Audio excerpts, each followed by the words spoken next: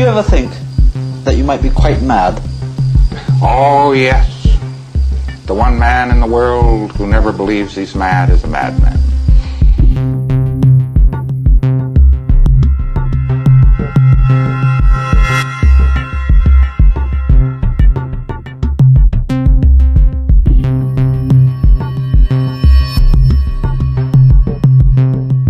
Ali is taken to see the director of the pool mission, Roger Kay.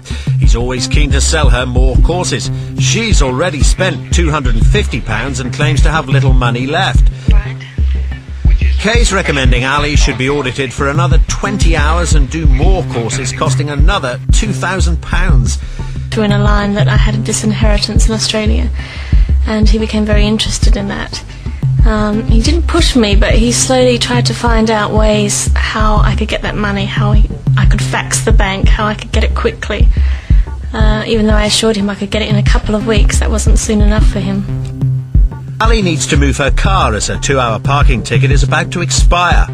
Scientologist insists on accompanying her.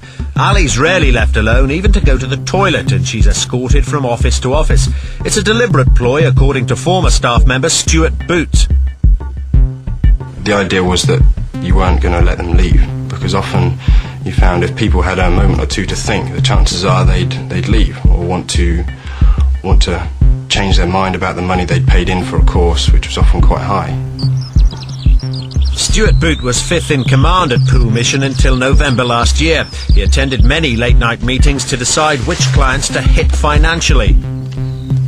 It would become a money-orientated thing that you were looked at as to how many services that we could get out of you and how much money we could milk you for.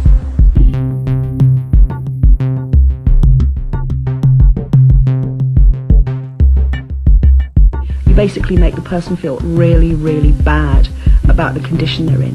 You take their problems and you magnify them. You look at how that's going to affect them in the future, and you get the person into a state where they feel that their future is nothing unless they do something. And then you tell them that the only thing they can do is Scientology. The bridge costs more than £20,000. To pay for it, Alex was persuaded to cash in an insurance policy, but he was told it had to be done immediately. I'd spoken to the insurance company and been told that, there was no way they could get it that week.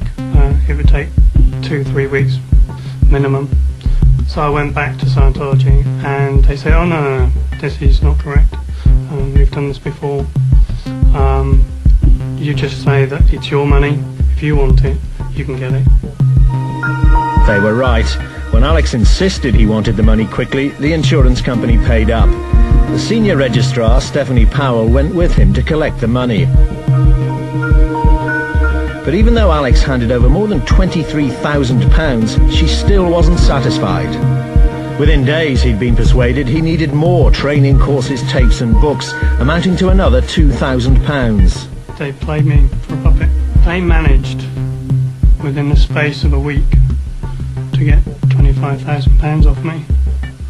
That's more than my banks have ever managed to do in 25 years.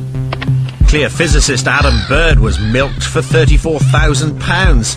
He went to the Scientologists for help with dyslexia, but ended up borrowing from various different banks to buy courses.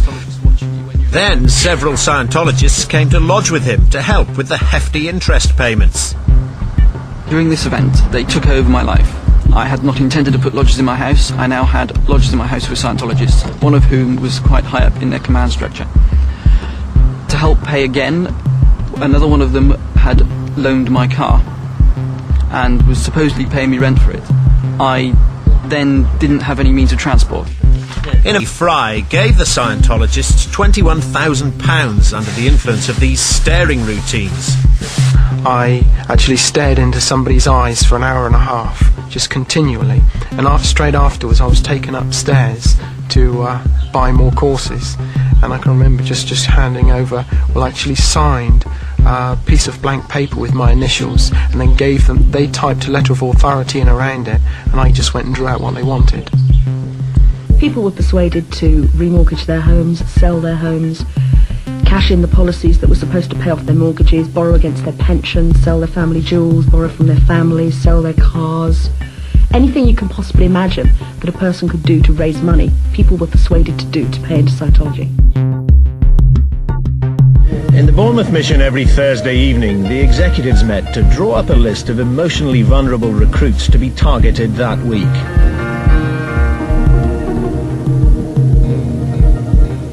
There'd be some people who maybe their mother had just died and they were very depressed, or their girlfriend had just left them, and those would be prime targets. John Buchanan was a Scottish landscape gardener who worked in Germany. 3 years ago, John became involved in Scientology at the Munich mission. He piled up huge debts with several German banks to buy Scientology courses and materials. Last November, to escape his debts, he committed suicide. He left a final note for his mother, Mary MacDonald. He explained that he believed that he would come back to life and return to Scotland. For Scientology had taught John Buchanan to believe in reincarnation. It definitely said that he was going to be reincarnated and come back in another life or another form, which obviously something that he was never brought up to believe in, and I just didn't know that he did believe in things like that. John Buchanan did return to Scotland to be buried in this village churchyard in the Trossachs. When he died, among his few possessions were the Scientology books, tapes and equipment that had cost him thousands of pounds. I feel that if it wasn't for Scientology, he'd probably still be here.